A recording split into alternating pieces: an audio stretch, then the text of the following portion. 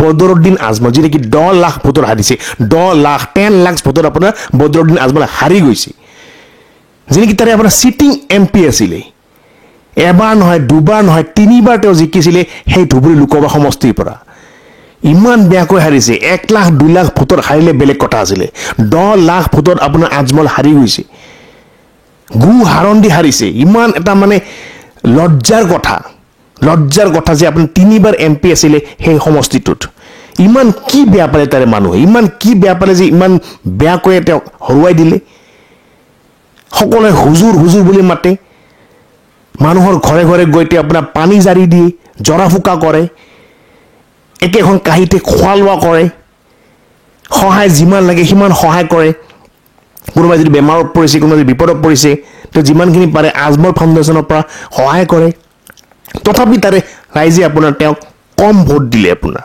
ইমান বেয়াকৈ ধুবুৰীত কিভাৱে হাৰিলে কি কাৰণত মানুহে তেওঁ ইমান বেয়া পালে সেই বিষয়ে মই অকণমান ষ্টাডি কৰিছিলোঁ অকণমান ৰিচাৰ্চ কৰিছিলোঁ কমচে কম 100টা মান নিউজ চাইছিলোঁ মই আৰু প্ৰায় যিবিলাক ইণ্টাৰভিউ লোৱা হৈছিল ধুবুৰীবাসী ৰাইজৰ সেইবোৰ চাই পিনে মানে অনুমান কৰিব পাৰিছোঁ যে কি কাৰণত ধুবুৰীবাসী ৰাইজে ধুবুৰী সমষ্টিৰ লোকে বদৰুদ্দিন আজমলক ইমান বেয়া পাইছিলে ইমান বেয়াকৈ হাৰিবৰ কাৰণে বাধ্য কৰাই দিছিলে 4টা ৰিজন মই ভিডিঅ'বিলাক চাই পিনে মানুহবিলাকৰ ইণ্টাৰভিউ শুনি পিনে ধৰিব পাৰিছোঁ 4টা ৰিজনৰ কাৰণে তেখেতক তাৰে মানুহে ভোট দিয়া নাই প্ৰথম ৰিজন আপোনালোকে সকলোৱে গম পায় সাম্প্ৰদায়িক মন্তব্য বদৰুদ্দিন আজমলে সাম্প্ৰদায়িক মন্তব্য দিয়াত নাম্বাৰ 1 যিমান এমএলএ এমপি আছে অসমত তাৰে ভিতৰত বদৰুদ্দিন আজমলে প্ৰায় মাজে মাজে সাম্প্ৰদায়িক মন্তব্য আগবঢ়ায় हमारी मुसलमान बच्चियों को आप भगा ले जाओ लेकिन आप करो अपने घर में 4-5 मुसलमान लड़कियों को ले जाओ भगा के रखो और लव जिहाद उनसे करो जितना शरीर में ताकत है उतना ताकत आजमा लो कमर में कितना ताकत है वो भी देख लिया जाएगा আনকি তেওঁ নিজ ধৰ্মৰ যিবোৰ যুৱক আছে অৰ্থাৎ মুছলমান ধৰ্মৰ যুৱকবিলাকক উদ্দেশ্য কৰিও এটা সাম্প্ৰদায়িক মন্তব্য দিছিলে আজি কেইমাহমান আগতে যে মুছলমান যুৱকবিলাকে যদি ৰাস্তাৰে কোনোবা ছোৱালী গৈ থকা দেখা পায় কোনোবা মহিলা গৈ থকা দেখা পায় মুছলমান যুৱকবিলাকৰ আপোনাৰ তেজ গৰম হৈ যায় গা গৰম হৈ যায় আজমল ডাঙৰীয়াই যেনেকৈ কয় যে তেওঁ এজন ধাৰ্মিক মানুহ তেওঁ ধাৰ্মিক কেনেকৈ হ'ব তেওঁ এটা শয়তান বুলি ক'ব লাগিব আমাৰ ধৰ্মত তেওঁ শয়তান হ'ব তাৰ কাৰণে এটা কমিউনিটিক যে কিছুমান বিকৃত মন্তব্য কৰিছিল যাৰ জৰিয়তে গোটেই মুছলিম কমিউনিটিয়ে মোৰ বোধেৰে এটা দুখ পাইছে আৰু হতাশা ভুগিছে কাৰণ এজন সাংসদে কেনেকৈ তেনেকুৱা মন্তব্য কৰিব পাৰে আৰু এই কথাখিনি কোৱাৰ লগে লগে যিমান মুছলমান সম্প্ৰদায়ৰ আপোনাৰ যুৱক আছে তেওঁলোকৰ আপোনাৰ খং উঠি গৈছে ক্ষোভিত হৈ গৈছে আৰে আজমলে কিভাৱে ক'লে এই কথাটো যে ৰাস্তাৰে কোনোবা বোৱাৰী খোজকাঢ়ি গৈ থাকিলে ৰাস্তাৰে কোনোবা ছোৱালী খোজকাঢ়ি গৈ থাকিলে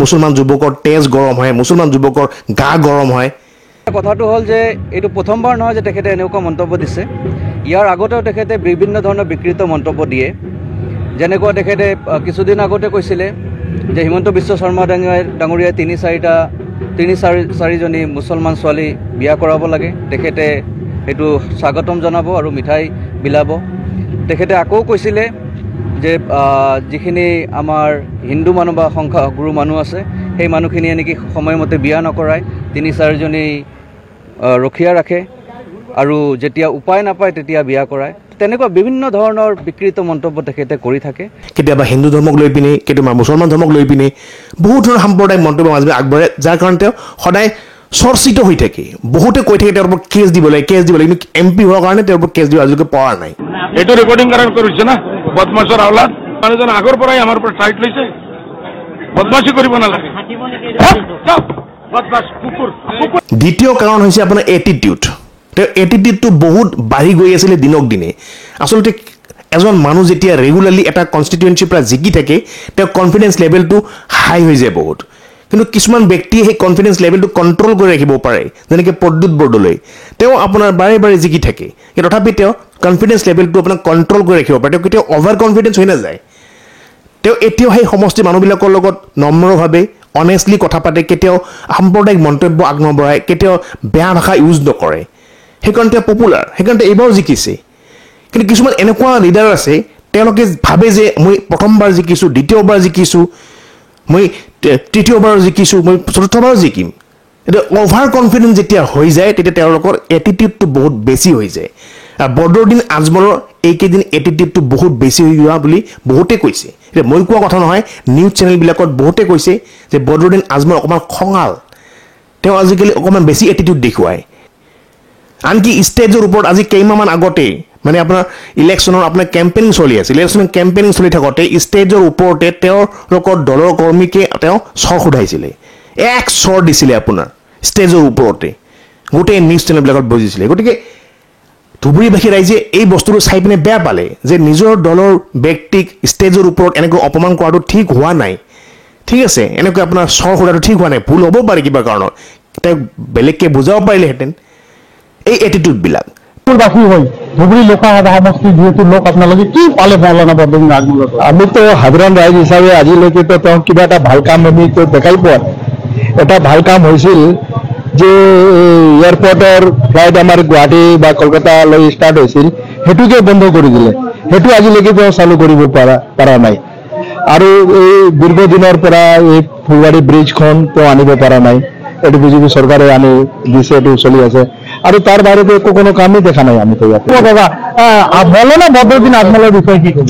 ধুবুৰীৰ বিষয়তে একো কাম কৰা নাই। 3 নম্বৰ কাৰণটো হৈছে বদৰুদ্দিন আজমলে কাম কৰা নাই ধুবুৰী লোকসভা সমষ্টিত। আৰু এয়া মই কোৱা কথা নহয়, বহুত ৰিপৰ্ট পোৱা গৈছে য'ত দেখুওৱা হৈছে যে বদৰুদ্দিন আজমলে মাদ্ৰাছা বনাইছে, বদৰুদ্দিন আজমলে ৰাস্তা বনাইছে, বদৰুদ্দিন আজমলে এইটো বনাইছে সেইটো বনাইছে, ৰিপৰ্ট বহুত ওলাইছে।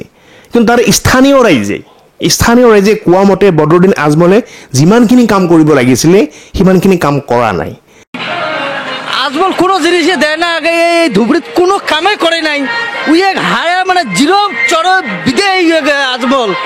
তেখেতৰ গভৰ্ণমেণ্টৰ ফালৰ পৰা যিটো উন্নয়নমূলক কাম কাজ, তেখেতে MP LATৰ যিটো টকা, সেইখিনি টকা বেছিভাগে মিছইউজ কৰিছে। আমাৰ এই ধুবড়ী অতি পিছপৰা, ধুবড়ী 24 নং সমষ্টিৰ লোকসভা সমষ্টি আমাৰ মৌলানা বদৰুদ্দিন সাহেবে 15 বছৰ ৰাজত্ব কৰিলে ধুবড়ী সমষ্টিৰ পৰা। আৰু মোৰ এই 15 বছৰ ৰাজত্বতে মোৰ দৃষ্টিগোচৰ হৈছে যে ধুবড়ী কোনো একো কাম কৰা নাই। হয়, এইটো আপোনালোকে সবেই গম পায় যে যোৱা 15 বছৰৰ পৰা বদৰুদ্দিন আজমলৰ কাৰ্যকালত আমি কি ধৰণৰ উন্নতি বা কি কাম দেখা পাইছোঁ এইটো ৰাইজে গম পায়। মই ক'ব বিচাৰিম যে আমি 15 বছৰত একো উন্নতি হোৱা দেখা পোৱা নাই। ৰূপশ্ৰী যিটো আপোনাৰ বিমানবন্দৰ আছে, সেই বিমানবন্দৰটো আপোনাৰ বিজেপিকহে ক্ৰেডিট দিব পাৰি, বদৰুদ্দিন আজমলক দিব নোৱাৰি, বহুতে কৈ আছে। আনকি আপোনাৰ যিটো ব্ৰিজ হৈ আছে ফুলবাৰী ব্ৰিজ, সেই ব্ৰিজটোৰ ক্ৰেডিটো আপোনাৰ বিজেপিকহে দিব পাৰি, আজমলক দিব নোৱাৰি, আজমলে একো কৰাই নাই, এনেকৈ বহুতে কৈ আছে আপোনাৰ। গতিকে যেনেকৈ কাম স্পীডত হ'ব লাগিছিলে, যিখিনি কাম হ'ব লাগিছিলে সেইখিনি হোৱা নাই। বহুতে আকৌ এলিগেশ্যনছ দিছে যে তেওঁ ধুবুৰী লোকসভা সমষ্টিৰ MP হয়, কিন্তু মেক্সিমাম কাম তেওঁ হোজাইৰহে কৰিছে। আৰু যিবিলাক ভাল ভাল সা সুবিধা আছে, যিবিলাক অনুষ্ঠান প্ৰতিষ্ঠান আছে, তেওঁ হোজাইখনত গৈ পিনেহে কৰি আছে।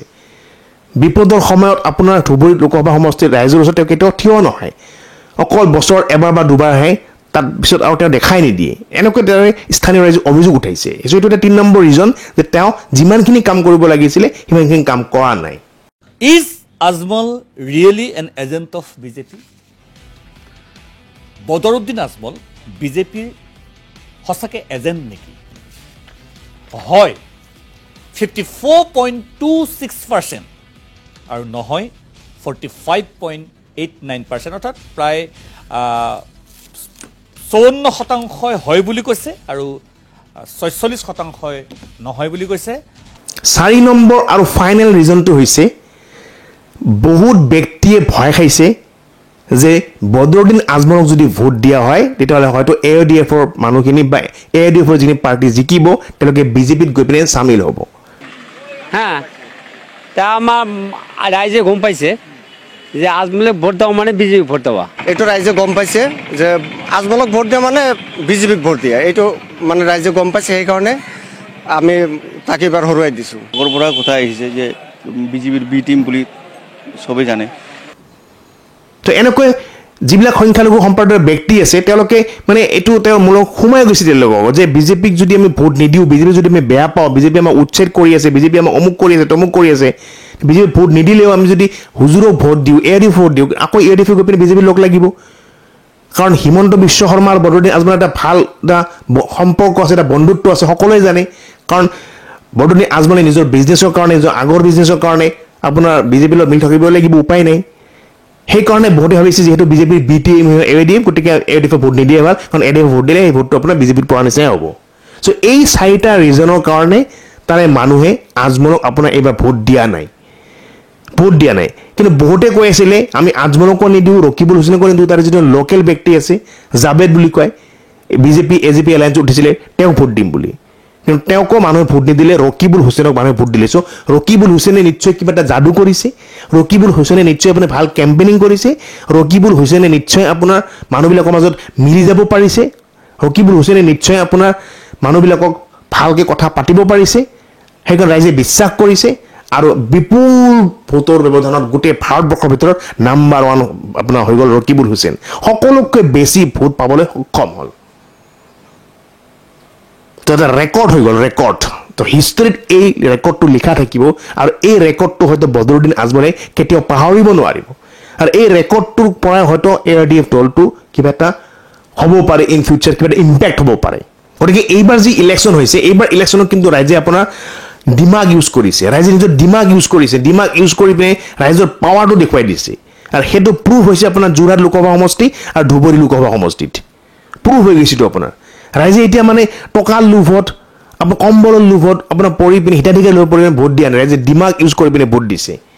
কাৰণ আজমল হাৰি যোৱা মানে এটা বহুত ডাঙৰ ইম্পেক্ট AIUDF পাৰ্টিটোৰ ওপৰত। আৰু AIUDF পাৰ্টিটোৰ ওপৰত ইম্পেক্ট হোৱা মানে অসমৰ যিটো আপোনাৰ ধৰ্মীয় যিটো আপোনাৰ মেৰুকৰণ আছে, ধৰ্মীয় যিটো ৰাজনীতি আছে, সেইটো অকণমান ডাউন হৈ যাব, সেইটো অকণমান কমি যাব। মানে মুছলমান সম্প্ৰদায়ৰ ব্যক্তিবিলাকৰ ভিতৰত, অৰ্থাৎ সংখ্যালঘু সম্প্ৰদায়ৰ ব্যক্তিবিলাকৰ ভিতৰতো আপোনাৰ এনেকুৱা এটা জোচ আহি গৈছে যে আমি সকলোৱে মিলি থাকিব লাগে, আমি সকলোৱে মিলি আগবাঢ়ি যাব লাগে। আমি ধৰ্মীয় ৰাজনীতি ভাল নাপাওঁ, আমাক ভাল ৰাজনীতি লাগে, আমাৰ লেতেৰা ৰাজনীতি ভাল নাপাওঁ, আমাৰ চাচা মামা ৰাজনীতি নালাগে, আমাৰ ভাল ৰাজনীতি লাগে। হয়তো সেই কথাটো ধুবুৰীবাসী ৰাইজে বুজি পাইছে, আৰু বুজি পাই পিনে এজন নতুন ব্যক্তিক, এজন অসমীয়া ব্যক্তিক আপোনাৰ তেওঁলোকে চান্স দিছে এইবাৰ, যে চাওঁ এতিয়া কি হয় আগলৈকে। এটলিষ্ট এই চাচা মামাৰ যিটো জৰি আছে, সেই জৰিটো ভাঙিবই লাগিব। এই চাচা মামাৰ জৰিটো ভাঙিবৰ কাৰণে ধুবুৰী মানুহখিনি আপোনাৰ উঠি পৰি লাগিছিলে, কিবা এটা চেঞ্জ বিচাৰিছিলে, আৰু সেইটো তেওঁলোকে কৰি দেখুৱালে। গতিকে আহিবলগীয়া দিনত দেখা পোৱা যাব যে আপোনাৰ ৰকিবুল হুছেইনে কি জোৱাৰ লৈ আহে ধুবুৰীত, ৰকিবুল হুছেইনে কিমানখিনি কাম কৰে আপোনাৰ ধুবুৰীত। আজমলতকৈ বেষ্ট হয় না আজমলতকৈ ৱৰ্ষ্ট হয়। মুঠতে অসমৰ ৰাজনীতিত এই আজমল মুখ্যমন্ত্ৰী হ'ব বুলি এই কথাটো আৰু আপোনালোকে শুনিবলৈ নোৱাৰে। অসমৰ ৰাজনীতিত ধৰ্মক লৈ পিনে যিটো ৰাজনীতি চলিছিলে, সেইটো আপোনাৰ এতিয়া লাহে লাহে বন্ধ হৈ যাব, লাহে লাহে আপোনাৰ কমি যাব। আৰু এইটো আৰম্ভণি আপোনাৰ ধুবুৰী লোকসভা সমষ্টিৰ পৰাই হৈছে বুলি ক'ব পাৰে। ঠিক আছে, চ' আপোনালোকক মই এই নিউজটো এইকাৰণে দিলোঁ, কাৰণ এইটো আমাৰ গৌৰৱৰ কথা যে ভাৰতৰ ভিতৰত আপোনাৰ অসমৰ এজন আপোনাৰ MP সকলোতকৈ বেছি ভোট পাইছে। এইটো আপোনালোকে মনত ৰাখক। ঠিক আছে, ভিডিঅ'টো পাৰে অকণ শ্বেয়াৰ কৰি দিব। ৰাখিছোঁ আজিৰ কাৰণে, জয় অসম।